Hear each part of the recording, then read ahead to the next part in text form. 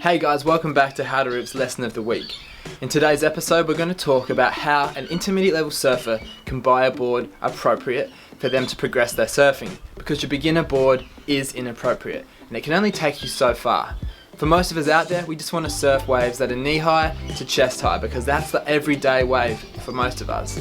A board that's appropriate for those sorts of waves and for the intermediate level surfer to progress are the same. We're going to look at that today. And if you're new here guys, why don't you subscribe now to the channel where we upload 2 videos a week to help your surfing progress.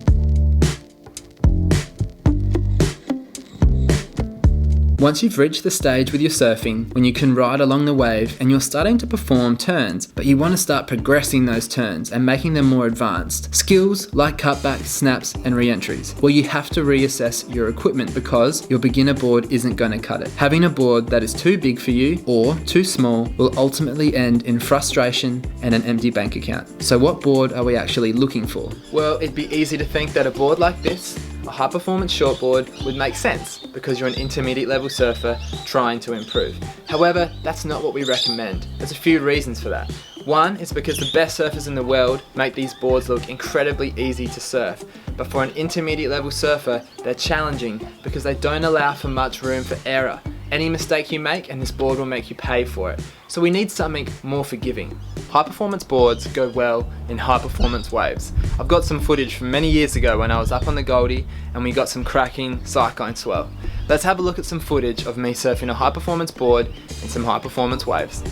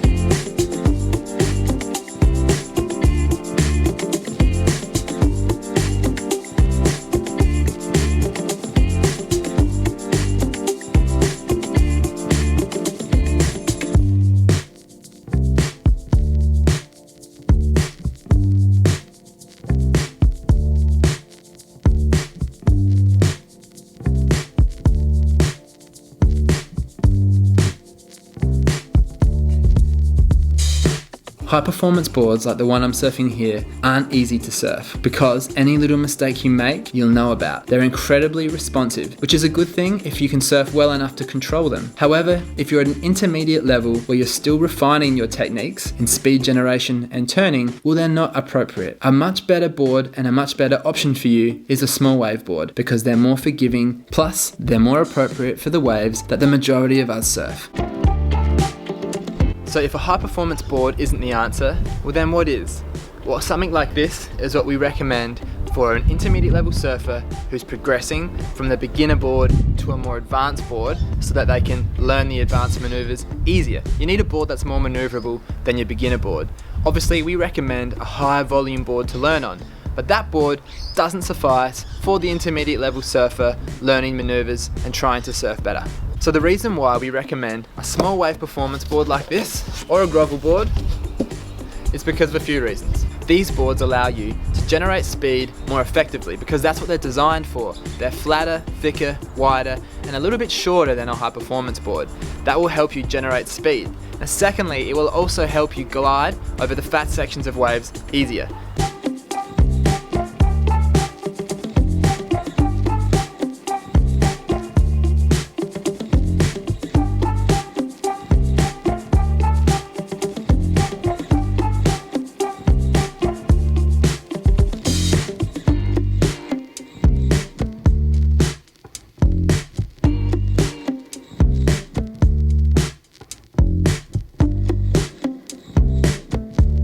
Because as you know, surfing small waves can be frustrating. so this board can help make it fun and a little bit more effortless. One other thing to consider when buying your intermediate level board or your small wave board is the construction type. Now, while I'm certainly not an expert in construction of surfboards, one thing I do know is how they feel. And I know that for small waves, I really prefer an epoxy board. There's a few added benefits to this. One is epoxy boards are much lighter, which helps with your speed generation. Epoxy boards stay on top of the water more than a PU board. Now in small waves, this is a good thing, but it's the negative that most people complain about the epoxy boards in better waves or choppy conditions. People complain that they can become a bit chattery or a little bit out of control in those sorts of conditions. But for this video, we're focusing on small waves and a board that will help you progress your surfing. Therefore, I recommend an epoxy board because they help you with your speed generation.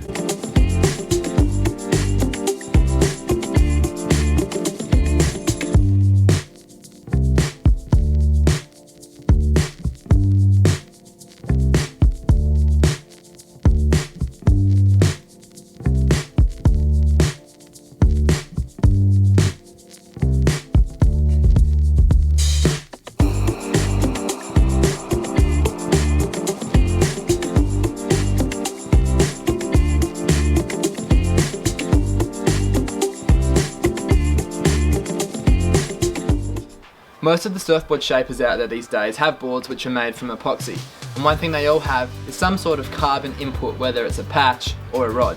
The board I've got here, you can see these black lines along the rails of the bottom. These are carbon rods. You can also see going through the middle here on the deck,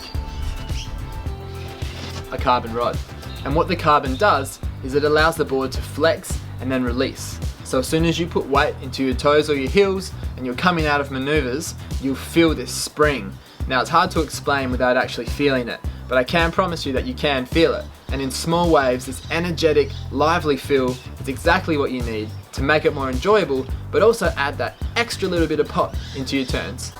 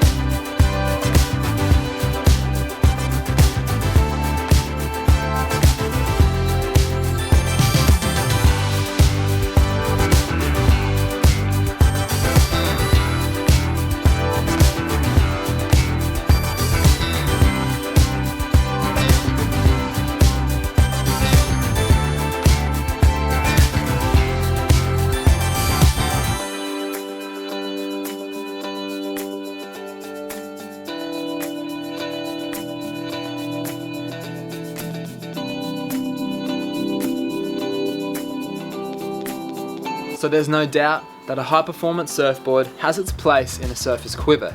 It's just not what we recommend for the intermediate level surfer who's looking at getting that board to progress from their beginner board to their intermediate level board. Thanks for watching the video today, guys. I hope that now you can make sense of what direction you should take in regards to board selection when you're looking at improving from your beginner board to an intermediate level board.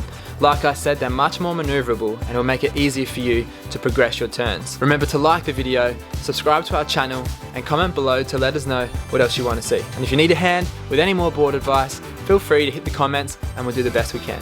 Guys, if you want to stay up to date with what boards we're riding and the gear that we're using, you can see all of that in the video description below. I'll catch you in the surf, guys. I'm out of here.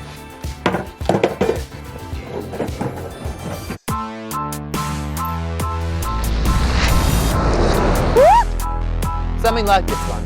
on the wave, then looking